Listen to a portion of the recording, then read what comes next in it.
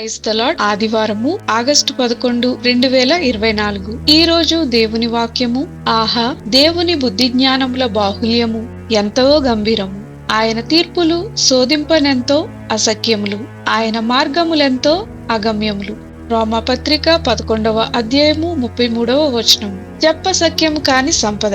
అంగారకుడు మరియు బృహస్పతి మధ్య కక్షలో కోటాను కోట్ల డాలర్ల విలువైన గ్రహశకలం విపరీతంగా పెరుగుతుంది.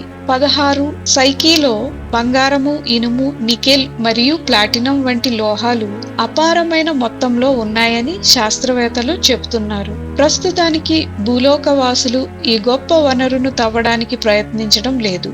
అయితే అమెరికా దేశం విలువైన శిలలను అధ్యయనం చేయడానికి ఒక పరిశోధనను పంపాలని ప్రణాళిక చేస్తుంది. చెప్పబడని ఐశ్వర్యం యొక్క వాగ్దానం కేవలం అందుకోలేనిదిగా ప్రలోభ పెడుతుంది మరియు నిరాశపరుస్తుంది. ఖచ్చితంగా కాలక్రమేణా దాని నిధి కోసం 16 సైకి చేరుకోవడానికి కారణాన్ని సమర్థించే వ్యక్తులు ఉంటారు. అయితే మనకు అందుబాటులో ఉన్న ఐశ్వర్యం యొక్క నిరీక్షణ విషయమేమిటి? ప్రతి ఒక్కరూ దానికోసం వెళ్లరా? రోమాలోని 1వ శతాబ్దపు సంఘానికి వ్రాస్తూ పొందగల సంపదల గురించి అపోస్తులుడైన పౌలు మాట్లాడాడు. దేవునితో మనకున్న సంబంధంలో మనం కనుగొనే వాటిని అతడు ఇలా వ్రాశాడు. ఆహా, దేవుని బుద్ధి జ్ఞానములు బాహుల్యము ఎంతో గంభీరము. బైబిల్ పండితుడు జేమ్స్ డెన్నీ ఈ సంపదలను దేవునికి దోహదపడే శోధించలేని ప్రేమ ప్రపంచంలో గొప్ప అవసరాలను తీర్చడం కంటే చాలా ఎక్కువ.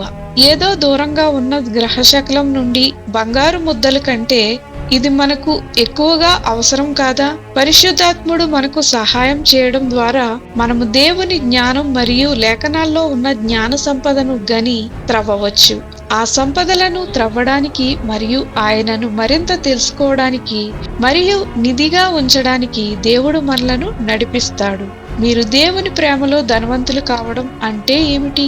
ఆలోచన చేయండి. ప్రార్థన. తండ్రివైన దేవా, మీ వివేకాన్ని మరియు జ్ఞానాన్ని, మీ తీర్పులను మరియు మీ మార్గాలను వెతకడానికి నాకు సహాయం చేయమని యేసు నామమున అడుగుచున్నాం తండ్రి.